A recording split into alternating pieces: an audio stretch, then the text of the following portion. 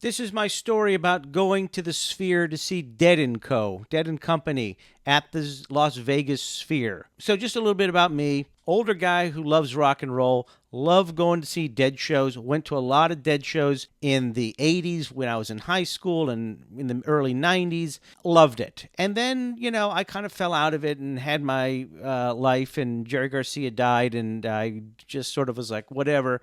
The Dead & Co. came back, as you know, with John Mayer, started to perform again. I went to see them. I'm in the East Coast. I went to see them in Citi Field. I liked them. I thought they were a little slower, not as tight, weirdly, as the original, Grateful Dead, but I liked them nonetheless. And I thought that actually John Mayer is a great guitarist. So then they came to the Sphere, which is that huge dome that I've been hearing so much about. It was in Vegas, and I had heard that U2 was there, and people were posting videos on YouTube and TikTok and all these social media sites. It looked so cool. I was like, man, I thought that was really interesting. And then when I learned that Dead & Company was going to play there, I thought, well, knowing their whole trippy feels and visuals, this is going to be a hell of a show. I unfortunately was working, and when they came for their first run in May, June, I actually was unavailable. I live in the East Coast, to get on a plane and go see it.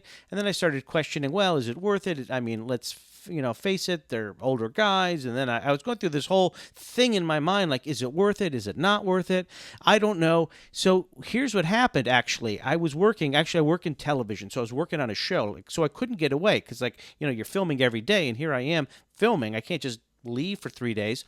But there was a guy who was on the crew who was missing for 3 days. And when he kind of came back, I was like, where were you? And he's like, dude, I went to the Sphere to see, Dead & Company. And I was like, wait, I guess I'm not as irresponsible as you, because I wouldn't do that. But he's like, I loved it. I went with my wife. We want to go again. And so I put it in my hat, oh, I guess I want to see it. The problem is that the show I was filming ended right at the time of their last, set of dates. But here's what happened. Then the Grateful Dead & Company came back and added 2 more weekends in August, and I finished my show in July. So suddenly, I actually could go, but I was still thinking, I don't think I should go. I don't know. It's still so far to go, and it's expensive. But then here's what happened. I was talking to my brother, who lives in Colorado, who was out visiting, and I'm like, what's going on? And he's like, you're not going to believe what I did. I just bought tickets in August to go to the Sphere and see Dead & Company. And I'm like, okay, so that's now the second person, including a brother, who's going to be there. This is becoming a sign. Maybe, because deep down I'm thinking I really, really, really, really want to go. It's just I don't know if I really want to spend the money or take the time to fly out 4 or 5 hours each way. But then I'm talking to another friend of mine. She lives in L.A., and she's like, you know what? I just got tickets for that final weekend of the Dead & Company at the Sphere in Vegas. And then I was like, okay, this is now the universe telling me, get the hell out there. So I looked it up. I bought some tickets. I bought 2 tickets. I have a son who's 17, and he's into rock and roll, but I don't think he's into the Grateful Dead. He's more into he does like Pink Floyd, and he likes Queen, and he likes, classic rock, because of course he's my son and I taught him all this stuff. But he's actually a musician at heart. He's in a rock band. He plays the guitar, plays lead guitar, and he's always wanted to go to Vegas too. So I was like, let's go do it. So I looked into tickets. I wound up getting a place to stay at the Treasure Island, which is across the street from the Venetian, which was way less expensive than the Venetian.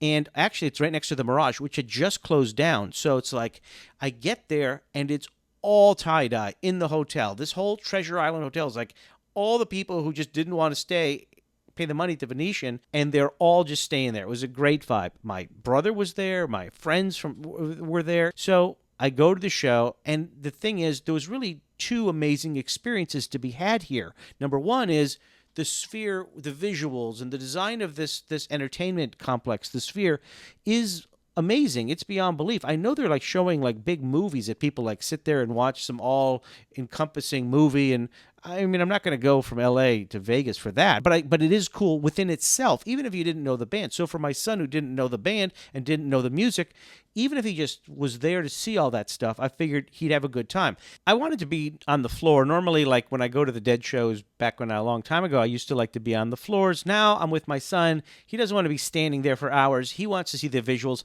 kind of as do I. So we got seats actually in the nosebleeds. So, because I didn't really need to see the band all the way up there, but the visuals it's amazing. So the very first piece of music it opens up, it says Haight Ashbury, where, the Grateful Dead were formed in San Francisco, but then it just floats away into outer space, and it's this, you feel like you're flying. It's great. The music was perfectly accompanying everything. If you've seen these videos already online of like people showing you like their stuff, and maybe you haven't seen Dead and Company visuals, I saw YouTube videos. But the Dead and Company visuals are great because it's got all the iconography that made the Grateful Dead who they are, with the dancing bears or the skeletons and the lightning bolts and the colors and just the day glow imagery. At one point they had like a color by numbers visual.